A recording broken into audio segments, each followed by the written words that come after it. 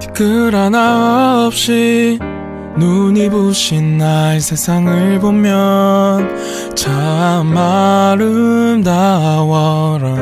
향기로운 꽃 우뚝 솟은 나무 옆에 보이는 빌딩도 너무 예뻐라. 어떻게 이렇게 나 예쁠 수가 있는지 누군가가 없었다면 가능히 나 했을지. 하지만 저기 저 끝에서 여기를 지나서 반대편 끝까지 복잡한 일상은 가득해. 어쩌면 전쟁 그게 전쟁이지만 아름다운 걸 보려면 한 발자국만 뒤로 빼. 복잡한 일상 가득한 일상에만 빠져 있으면 절대로 볼 수가 없어 아름다운 거. 그때 내가 가야 할 곳 stop. 주님은 내 피난처, 주님은 내 피난처. 하루의 시작을 주님과 함께 오늘 매일 성경 큐티 시작하도록 하겠습니다. 10월 14일 오늘 함께 읽을 성경은 시편 24편입니다. 우리의 몸과 마음 그리고 뜻을 다해서 함께 읽도록 하겠습니다. 땅과 그 안에 있는 모든 것이 여호와의 것입니다. 세상과 그 안에 사는 모든 것이 여호와의 것입니다. 왜냐하면 여호와께서 바다 위에 땅을 세우셨고 물들 위에 그 터를 마련하셨기 때문입니다. 누가 여호와의 산에 오를 수 있습니까? 누가 그 거룩한 곳에 설 수 있습니까? 깨끗한 손과 때묻지 않는 마음을 가진 사람들, 헛된 것에 마음을 쏟지 않는 사람들, 거짓으로 맹세하지 않는 사람들입니다. 그들은 여호와께 복을 받게 될 사람들이며 그들의 구원자이신 하나님께 옳다고 인정받은 사람들입니다. 오 야곱의 하나님이시여, 그들은 하나님을 따르고 하나님의 얼굴을 찾는 사람들입니다. 오 너희 문들아 머리를 들어라. 오 너희 영원한 문들아 활짝 열려라. 영광의 왕께서 들어가시려 한다. 누가 영광의 왕이신가? 힘세고 용맹스러운 여호와이시다. 전쟁에 능한 여호와이시다. 오 너희 문들아 머리를 들어라. 오 너희 영원한 문들아 활짝 열려라. 영광의 왕께서 들어가시려 한다. 누가 영광의 왕이신가? 하늘 군대를 다스리시는 여호와, 그분이 영광의 왕이시다. 오늘부터 시편을 묵상하게 됩니다. 시편은 하나님을 믿는 사람들의 그 눈물과 또 웃음소리가 많이 담겨져 있어요. 그래서 조금은 의아할 수가 있는데 하나님의 말씀, 우리에게 주어진 성경 하면 높은 곳에서 보다 완벽한 하나님의 어떠한 입에서 나오는 그 말씀들이라고 생각이 드는데, 어떤 우리 인생 가운데 그런 불완전함 가운데 그 흐르는 눈물, 또 어떤 두려움, 또 웃음, 그런 것들이 어떻게 동등하게 하나님의 말씀으로서 여겨지고 이렇게 성경으로 우리에게 주어질 수 있을까 하는 그런 의아심이 들 수 있다는 것이죠. 우리가 간혹 그런 말 할 때가 있잖아요. 내가 무슨 신이냐? 내가 무슨 예수님이야? 나도 화낼 수 있고 두려울 수 있고 눈물 흘릴 수 있어. 그러니까 그런 말을 한다는 것은, 그러니까 신이라고 한다면 우리의 어떤 지성이나 감정이나 의지를 훨씬 더 초월하여서 뭐 하나님은 눈물도 없으실 것 같고 이런 일에 화도 안 내실 것 같고 어떤 기쁨과 어떤 유머도 없으실 것 같고 그러한 어떤 좀 비인격적인 존재로 오해할 때가 있다는 것인데요. 그런데 사실 우리에게 눈물이 있는 이유는 우리의 어떤 불완전함, 또 어떤 고단한 인생살이에서 나올 수도 있긴 하겠지만 무엇보다도 눈물을 흘리시는 하나님과 닮았기 때문입니다. 또 우리에게 웃음이 있고 유머가 있는 까닭은 웃으시는 하나님, 또 유머가 있으신 하나님을 닮아서입니다. 그러기에 이 땅에서 하나님의 뜻대로 우는 자의 그 눈물은 하나님의 말씀이 될 수 있는 것이고, 또 하나님의 뜻대로 기뻐하고 마음껏 그 웃는 그 웃음소리가 하나님의 말씀이 될 수 있다는 것이죠. 그래서 이 신학자들은 이 시편을 가지고 땅에서 울리는 하나님의 말씀이라고도 해요.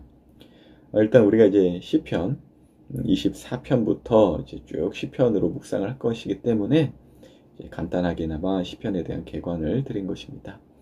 자, 오늘 함께 읽은 성경 시편 24편의 어떤 주제와 목적은 그 하나님의 임재, 그 하나님께서 우리와 함께 하신다는 것을 이제 상징하는 그 구약 시대의 언약궤가 성전에 입성할 때 불렀던 찬양이자 기도입니다. 근데 그 내용 가운데 이제 보면은 그 고대의 우주관에 따라서 이제 서술되어 있는 내용들이 있어요. 그러니까 그 고대 사람들이 그 생각하는 사고 방식이 있다는 건데 그게 뭐냐면 이제 신이 그 압수라는 곳 위에 땅을 세워서 세상을 만들었다 이런 사고 방식들이 있었어요. 그러니까 그 압수라는 것은 뭐냐면 이제 신이 관할하는 구역인데 이 신이 여기 있다가 이제 땅을 세우고 세상을 만들었다는 것이죠. 그래서 이제 이스라엘 사람들도 그 문화와 배움과 지식에 따라서 신이 물 위에 땅을 세웠다라고 이해하면서 그 신이 바로 여호와 하나님이라고 고백을 하는 것이죠. 2절에 여호와께서 바다 위에 땅을 세우셨고 물들 위에 그 터를 마련하셨기 때문입니다 라고 고백하는 것이 그 이유예요. 그래서 우리 친구들도 저도 각자가 처한 환경과 어떤 문화와 분야와 지식에 따라서 또 관심이 있을 것이고 또 진로가 결정되어지고 할 텐데 그곳에 있는 어떤 문화를 너무나도 뭐 세상적이다라고 막 이렇게 생각해서는 결코 안 된다는 것이에요. 그리고 반대로 그 문화나 어떤 것에 막 함몰되거나 확 이제 물들어서도 안 되는 것이죠. 하나님의 말씀으로서 하나님을 높이고 선포되는 것으로서 이제 사용되어져야 한다는 것이죠. 그래서 이러한 그 목적이 있다면 공부를 열심히 할 수 있게 돼요.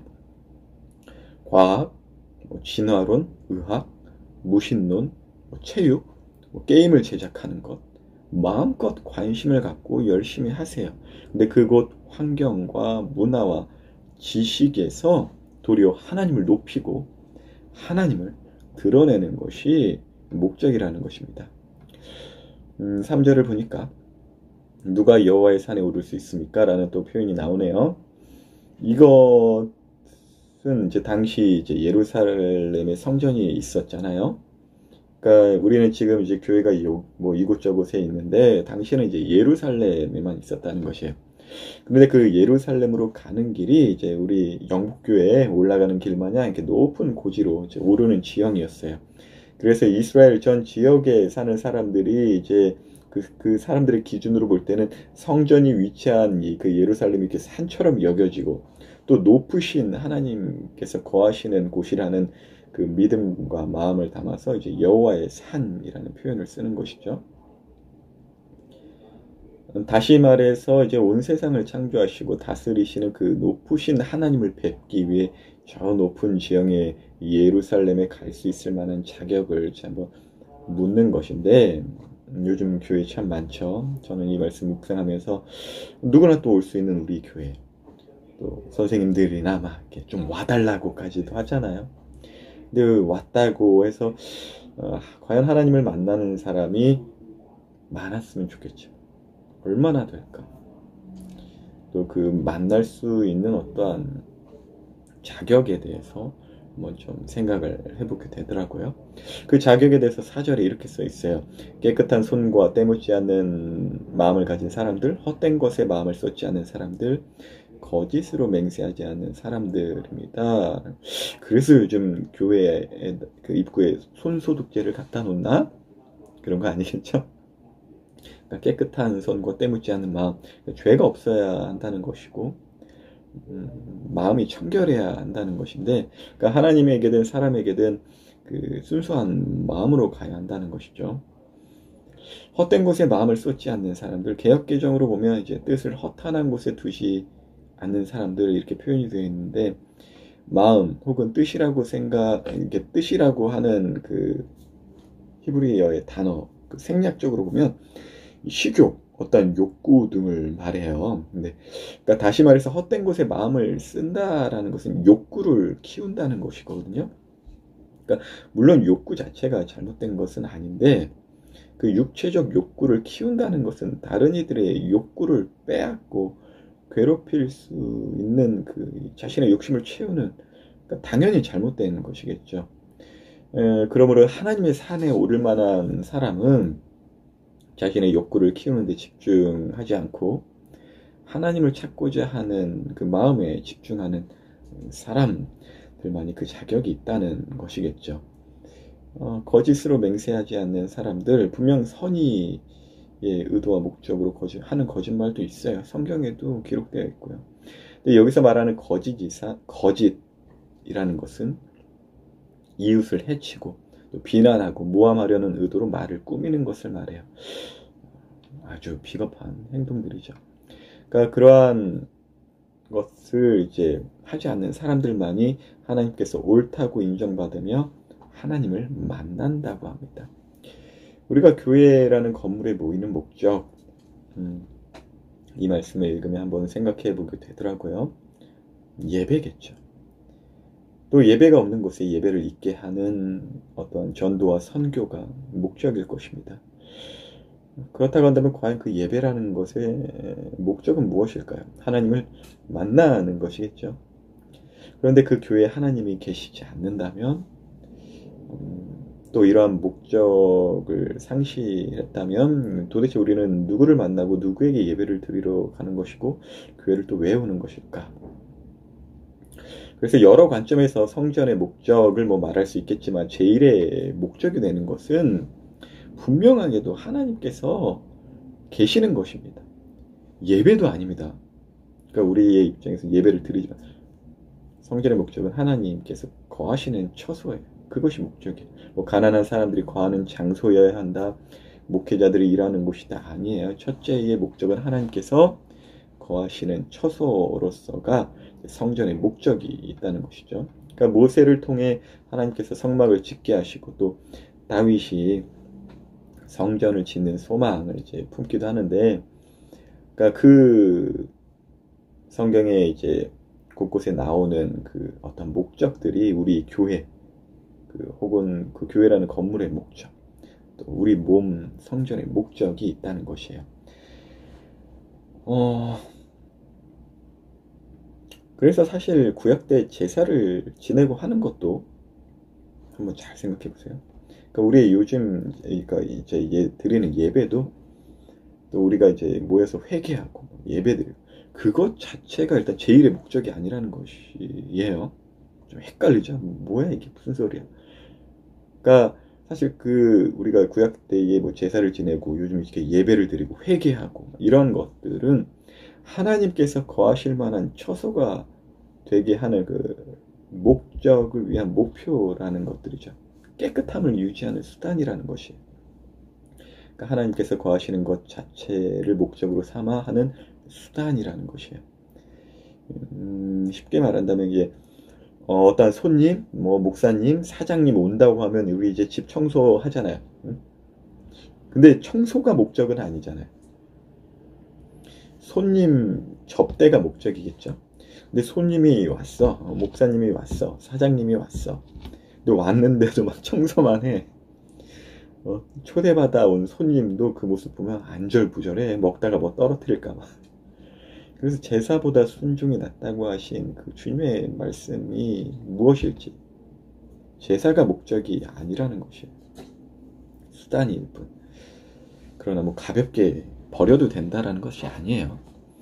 그래서 참 이제 저도 이제 큐티하면서 이 하나님의 성전인 이 영복교에서 나는 무엇을 목적으로 하는가, 또 이 세상에서 학교에서 각 분야에서 성전으로 살아가고 있는 우리 청소년들과 함께 또 무엇을 목적으로 살아가도록 해야 하는가에 대해서 좀 묵상하게 되더라고요.